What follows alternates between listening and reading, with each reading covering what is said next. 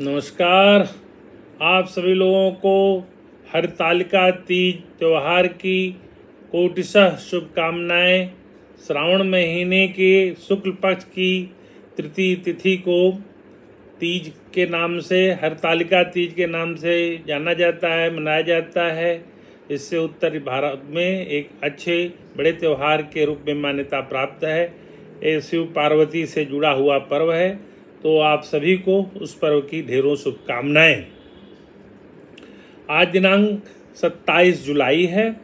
आज के दिन हम जो है अपनी रविवासरीय चर्चा, जो विगत कई सप्ताह से नहीं हो पाई थी, तो आज उस रविवासरीय चर्चा को प्रारंभ करते हैं पुनः से। वसुदेव सुतं देवं कंस चाणूरमर्दनम देवकी परमानंदम कृष्णं वंदे जगद्गुरुम। आपका समग्र आध्यात्मिक चिंतन नामक YouTube चैनल पे बहुत बहुत स्वागत है। यह YouTube चैनल हम आध्यात्मिक विषयों के लिए इस्तेमाल करते हैं। इसमें हम आध्यात्मिक जागरूकता, धर्म, अध्यात्म और इस पे क्या चिंतन हो सकता है उसको विशेष रूप से ध्यान देते हुए मैं इस चर्चा को करता हूँ। मेरी यह चर्चा स्वांतः सुखाय है। स्वांतः सुखाय तुलसी रघुनाथ गाथा। मुझे इस चर्चा करने में आनंद की अनुभूति होती है। यही मेरा इस चर्चा का उद्देश्य है। इसके द्वारा अगर कोई समाज की सेवा, राष्ट्र की सेवा हो रही है तो वो सेकेंडरी है। प्राइमरी इसका चिंतन का विषय यह है कि इस विषय पे जागरूकता पैदा की जाए। आज मेरे मन में आया कि हमारे संत समाज ने तुलसीदास, कबीरदास, सूरदास, रहीमदास, बिहारी दास, मीराबाई, गुरु नानक, चैतन्य महाप्रभु इत्यादि इत्यादि संतों ने बहुत अच्छे साहित्य की रचना की। तो उनके कुछ एक पद, कुछ दोहे जो कि जीवन में अमूल्य हैं, जो कि शिक्षाप्रद हैं, जो हमारे लिए सर्वकालिक सत्य हैं और उपयोगी हैं, उनकी चर्चा यहाँ करते हैं। तो कबीर से ही शुरू करते हैं। कबीर इसमें शीर्ष पे हैं, सबसे प्रथम है। कबीर ने कहा है, पोथी पढ़ पढ़ जग मुआ, पंडित भयान को, ढाई आखर प्रेम का, पढ़े सो पंडित हो। कबीर ने प्रेम की बात की। प्रेम मतलब भक्ति। हम बहुत ज्यादा ज्ञानी हो जाएं, लेकिन हमारे अंदर अगर प्यार, भक्ति नहीं उमड़े तो उस ज्ञानी होने का कोई मतलब नहीं है। उससे तो अच्छा है, तुलसीदास जी ने लिखा, टेढ़ी जान बिनवय सब काहू, वक्र चंद्र में ही ग्रसई ने।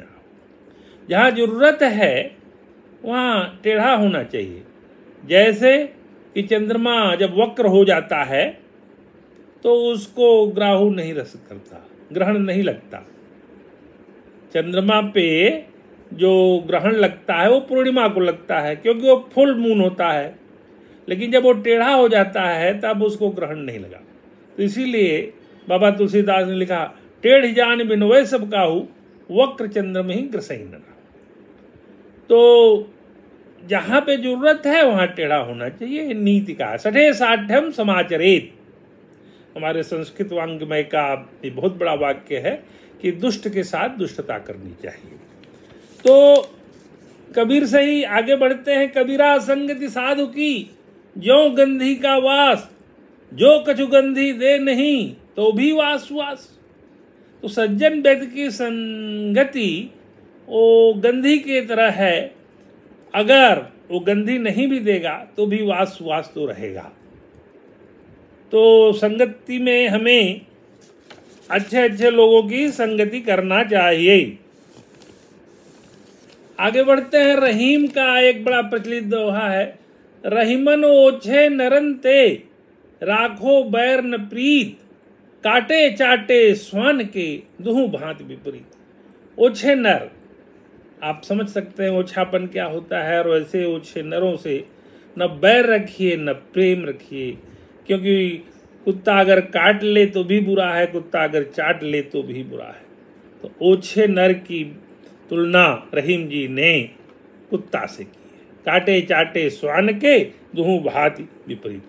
फिर कबीर पे आते हैं, बुरा जो देखन में चला, बुरा न मिलिया को, जो खोजा दिल अपना मुझसे बुरा न को।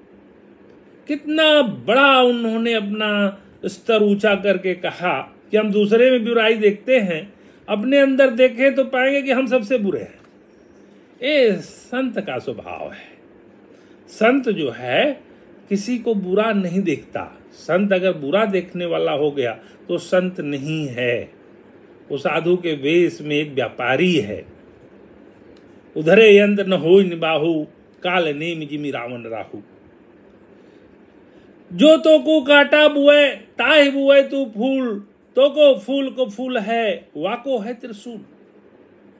कबीर कितना बड़ा भाव है कि जो आपके जीवन में कांटा बो रहा है उसको तुम फूल दो, यानी जो आपकी बुराई कर रहा है उसके साथ अच्छाई करो। आपके कर्म की फसल जो पैदा होगी तो आपको फूल मिलेगा, उसको कांटे मिलेंगे। बार बार कहा जा रहा है कि सब कर्म का फल है जो हम पुराने जन्म में किए हैं। इस जन्म में प्रारब्ध हो रहा है और संचित कर्म ही प्रारब्ध बन के आता है, और क्रियमाण जो वर्तमान में खेती है। तो अपने कर्म की खेती को क्यों खराब करें? कोई आपके साथ कांटा बो रहा है तो भी उसके साथ फूल बोइए। लेकिन ये बहुत बड़ी सोच है। कबीर का यह दोहा गीता के जो कर्मवाद का सिद्धांत था उसके बड़े करीब है। रहीमन निज मन की व्यथा, मन ही राखिए गोय, शून्य ठिलई हैं लोग सब, बांट न ली हैं कोई। रहीमदास कहते हैं कि अपने मन की व्यथा को अपने तक ही सीमित रखिए, बाकी लोग देख के ठिलाएंगे, आपका बांटेंगे नहीं। ये मानवीय स्वभाव है कि दूसरे की परेशानी देख के लोग आनंद उठाते हैं, खुश होते हैं, कटाक्ष करते हैं कि अच्छा फंसा हुआ है। फिर कबीर पे आते हैं, दीपक दिया तेल भरी, बाती दई घट, पूरा किया बिसाहुड़ा, बहुर ने आवे हट। दीपक और दिया और बाती घट मतलब एक ज्ञान का प्रकाश करके अपना पूरा कार्य इस जन्म का करके मोक्ष को प्राप्त हो जाइए, फिर से इस बाजार में नहीं आना है। ये है कबीर का भाव। कबीर यहाँ लोगों को मोक्ष पाने की बात बताते हैं। तुलसीदास जी पे फिर आते हैं, पावस आवत देख कर धरी को किलन मौन, अब तो दादुर बोली हैं हमें पूछी हैं कौन। पावस मतलब वर्षा ऋतु। वर्षा ऋतु जब आती है तो मेढक बहुत सारे उत्पन्न हो जाते हैं और टाए टाए टर टर करने लगते हैं, तो कोकिल मौन हो जाती हैं वर्षा ऋतु में, क्योंकि दादुर बोलते हैं। तो समय जब विपरीत हो जाता है, समय जब बदल जाता है, तो मधुर स्वाय मधुर वाणी और अच्छे संतों को चुप रहना चाहिए, क्योंकि वो दादुर की फिर उसमें ज़्यादा प्राथमिकता होने लगती है।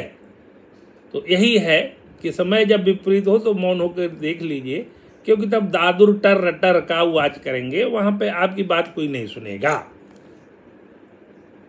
जो रहीम उत्तम प्रकृति, का करी करे सुहंग, का करी सके कुसंग, चंदन विष व्यापत नहीं, लपटे रहत भुजंग। अगर आपकी प्रवृत्ति उत्तम है तो आपकी संगति भी खराब है तो आपको नहीं बिगाड़ सकती, क्योंकि जैसे चंदन के वृक्ष में सांप लिपटे रहते हैं लेकिन चंदन में कोई विष नहीं व्यापता। तो प्रकृति आपकी, प्रवृत्ति आपकी अगर सुंदर है तो कुसंग का कोई बुरा प्रभाव आपके प्रभाव पे नहीं पड़ेगा।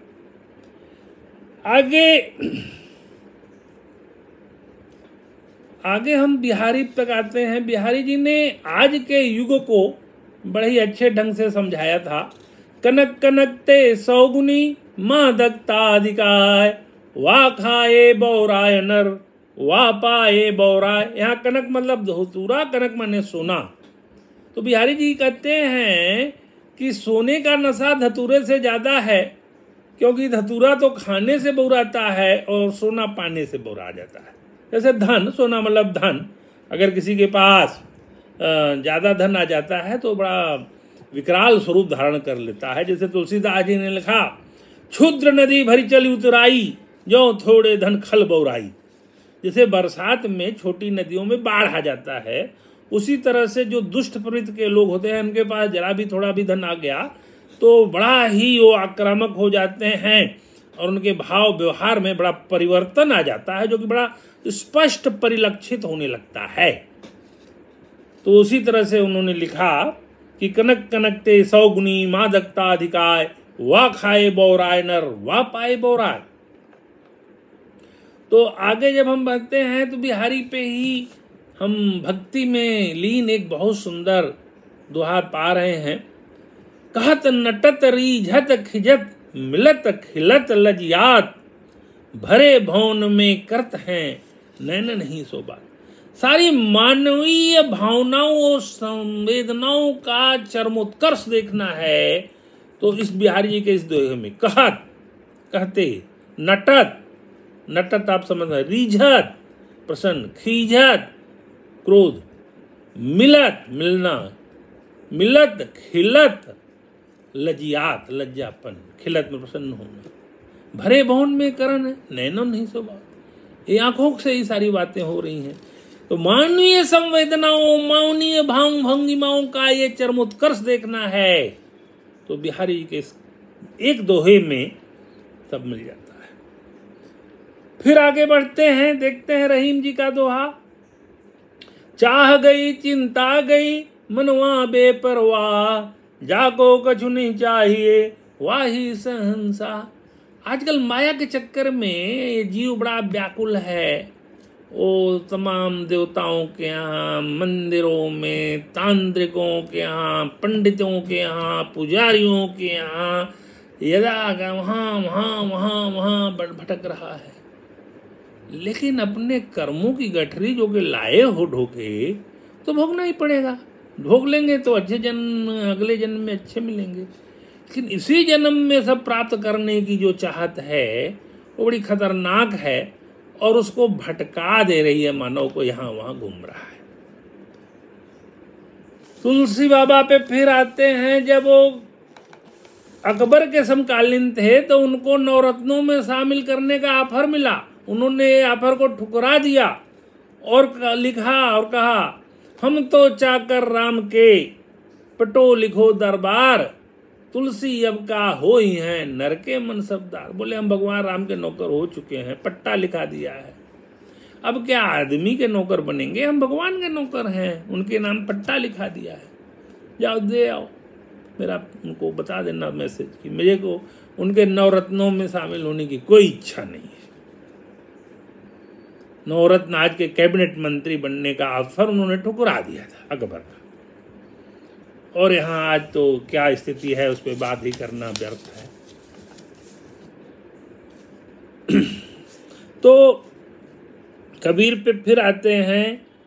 कबीरा खड़ा बाजार में मांगे सबकी खैर, ना काहू से दोस्ती ना काहू से बैर। सबके प्रति संभाव, सबका सर्वे भवन्तु सुखिनः सर्वे सन्तु निरामया सर्वे भद्राणि पश्यन्तु माँ कश्चित् दुर्भाग् भवेत् वसुधैव कुटुम्बकम का भाव भारत में हमेशा से रहा।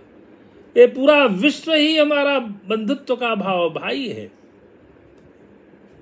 जब स्वामी विवेकानंद जी 1893 में गए और शिकागो में बोले और एक ही लाइन बोले, brothers and sisters of America, पूरे अमेरिका के भाई बहनों सुनो। वो पाश्चात्य संस्कृत का वह देश जो कि उपभोक्तावादी देश है, उसको केवल वाणिज्य, व्यापार, धन और लूटना है, इसमें उसकी रुचि है। वहां पे ब्रदर्स एंड सिस्टर्स का भाव का उद्घोष करने वाला कोई हिंदू मांग गया और एक लाइन में ही सबको मंत्रमुग्ध कर दिया। तो स्वामी जी ने जो 1893 में बात कही थी, वो आज 132 साल हो गए और वो बात आज भी सत्य है। जो उन्होंने उस समय कहा वो आज भी सत्य है। आइए पंजाबी कवि हैं, वे हैं बहुत बड़े बुल्ले शाह, उनको भी देख लेते हैं, उनकी बात भी समझते हैं। चढ़ते सूरज ढलते देखे, बुझते दीवे बलते देखे, हीरे दाग कोई मोल न जाने, खोटे सिक्के चल दे देखे। पंजाबी का ये भाव है, पद स्पष्ट है बिल्कुल। चढ़ते हुए सूरज को ढलते हुए देखा, बुझते हुए दीपक को जलते हुए देखा, हीरे को कोई नहीं मोल दे रहा है और खोटा सिक्का चल रहा है। वारे प्रभु वारे तेरी माया, कहीं धूप कहीं छाया। तो ये प्रकृति सब कर रही है। भगवान ने गीता के 3 अध्याय के 27वें में कहा कि ये सब कार्यक्रम मेरी प्रकृति, मेरी द्वारा बनाई हुई प्रकृति करती है। और मूढ़ अहंकारी मानव सोच रहा है मैं कर रहा हूं। ये आदमी का जो मैंपन है, उसके आंख पे जो पट्टी मैंपन की लगी हुई है, वो सारी समस्या की जड़ है। अयं निज परोवेति गणना लघुचेत साम उदार चरिता नांग तू वसुधैव कुटुंबनम। यह मेरा है, यो तेरा है, इसकी गणना छोटे लोग करते हैं। उदार लोग पूरा विश्व के लिए बिल्कुल उनका व्यवहार समग्र वाला रहता है, समग्रता का रहता है, सबको संभाव से देखते हैं। ये हमारे महान संतों की महान वाणियां हैं। कबीर की थी, तुलसी की थी, रहीम की थी। इसी क्रम में आए देखें रसखान कितने बड़े कवि हुए थे। सूरदास जी के भावों में क्या था। तुलसीदास मीराबाई पायो जी मैंने राम रतन धन पायो। कृष्ण भक्ति में लीन थी, लेकिन अपने गुरु रविदास ने कहा राम राम कहो, तो इतना बढ़िया कहा लिखा उन्होंने। वस्तु अमोलक दी मेरी सतगुरु, कृपा कर अपनायो, पायो जी मैंने राम रतन धन पायो। तो इतने बड़े बड़े संतों ने जब राम के नाम का गुणगान किया, कबीर ने लिखा कबीरा कुत्ता राम का मोतिया मेरो नाम। मैं तो राम जी का कुत्ता हूं, मोतिया मेरा नाम है। तो ये राम नाम का जो तत्व है, वो सगुणोपासक निगुणोपासक सभी ने उसको स्वीकार किया। कलियुग केवल नाम अधारा, सुमरी सुमेरी नर उतर ही पारा। ये नाम का बड़ा प्रभाव है कलयुग में। जो भी नाम जपें, एक भी जप लें, लेकिन माया में दैवी है सा गुणमयी मम माया दुरत्या माँ में ये प्रपद्यन्ते माया में तांग तरंति ते। गीता 7:14। ते माया घेर करके हमें बड़ा परेशान कर रही है। हम इसी जीवन में बहुत कुछ प्राप्त कर लेना चाह रहे हैं, जो कि हमें एक भ्रम है, क्योंकि ये सांसारिक वस्तुएं क्षणभंगुर हैं, नष्ट प्राय हैं। ये आपके साथ नहीं जानने वाले हैं, अगले जन्म में यहीं रह जाएंगी और उसको किसी दूसरा ले लेगा। विश्व की संपूर्ण संपदा नष्ट प्राय है। वही जो कहा गया है धर्म ग्रंथों में कि धन का 3 ही स्वभाव है, धन की 3 ही गति है, दान भोग और नाश। बेस्ट है दान, सेकंड पे है भोग, नहीं तो नाश हो जाएगा। जैसे मैंने उदाहरण स्वरूप कहा था कि कोई बर्फी है, या तो खा लो, नहीं तो दे दो किसी को, नहीं तो सड़ के नष्ट हो जाएगी। वही हालत धन की है, सारे धन की वही स्थिति है, दान भोग और नाश। और चौथी कोई स्थिति ही नहीं है। लेकिन उस धन के लिए बड़े बेचैनी है। वो धन आ जाता है तो कहते हैं वाह खाए बोरा नर, वाह पाए बोरा। बाप रे बाप, इतना ज्यादा दिमाग खराब हो जाता है। मैंने तो देखा है कुछ लोगों का, स्पष्ट दिखता है। अगर धन आ गया कहीं से तो उनका स्वभाव में अपार परिवर्तन, फिर चला जाता है, छाती पीटते हैं कि मेरा धन चला गया। धन तो जाने वाली चीज है ना, नष्ट प्राय होने वाली है, नष्ट होनी ही होनी है। कुछ नहीं तो भूकंप आ जाएगा, नहीं तो बाढ़ आ जाएगा, कुछ न कुछ प्राकृतिक आपदा, भौतिक आपदा, दैवी आपदा। तो जो आजकल के कलयुग में धन की बड़ी चाहत है, लेकिन वो धन बड़ा विनाश का कारण बन जाता है। और आपके कर्मों को, उस धन प्राप्ति के लिए जो कर्म खराब करते हैं, उसकी सजा आपको अगले कई जन्मों में भोगना पड़ता है। ये बात गीता का जब मैं चर्चा कर रहा था तो बार बार इन 3 कर्मों को, क्रियमाण कर्म, पीछे भगवान का फोटो भी लगा है गीता का पाठ देते हुए, प्रवचन देते हुए, गीता की बात सुनाते हुए अर्जुन को। तो मैंने कहा था इंद्रिय, विषय, इंद्रिय, मन, बुद्धि, आत्मा, परमात्मा, ये पूरा सीक्वेंस होता है। विषय से इंद्रिय में, इंद्रिय घोड़े हैं, मन लगाम है, बैठे हुए सारथी बुद्धि है, मन लगाम है, सारथी मन है, आत्मा बुद्धि है, और जो परमात्मा से निर्देश लेती है। पीछे फोटो लगा हुआ है। इसको मैंने कई बार समझाने की कोशिश की है। और पूरी गीता हमारे जीवन का संविधान है, भगवान द्वारा लिखा हुआ हमारे जीवन का संविधान है। उस संविधान में सारी बातें लिख दी गई हैं। सतो रजो तमो गुणों का बड़ा सुंदर वर्णन किया। मैंने अपनी किसी चर्चा में तीनों भाइयों के बारे में बताया था। रामायण काल में रावण के भाई, तो रावण रजोगुणी था, कुंभकर्ण तमोगुणी था, विभीषण सतोगुणी था। उसी तरह से ये जो पांडव के 3 भाई थे, इनका भी मैंने बताया था। तो भीम तमोगुणी थे, अर्जुन रजोगुणी थे, और युधिष्ठिर सतोगुणी थे। आप उनकी जगह बैठ के फिट करके अपने पैमाने में फिट अपने को करके अपने कर्म को देख लीजिए। ये रजोगुणी और तमोगुणी से कोई काम नहीं होगा। अगर आप सतोगुणी हैं तभी आप अच्छे कर्म में जाएंगे। अगर आपके अंदर रजोगुणी और तमोगुणी है तो आपका पुनर्जन्म भी होगा। रजोगुणी है तो मानव में भी रहेंगे, तमोगुणी है तो कीट पतंगे इत्यादि योनियों में भी जाना पड़ सकता है। चर्चा को यहाँ विराम देना होगा। कृष्णाय वासुदेवाय हरे परमात्मने प्रणतः क्लेशनाशाय गोविंदाय नमो नमः। आपको मेरी चर्चा कैसी लगती है आप लोग कमेंट सेक्शन में जा करके बताया करें, तो मैं इसको और अच्छे ढंग से इम्प्रूव करने का कोशिश करूँगा। नमस्कार, अगली चर्चा में पुनः भेंट होगी।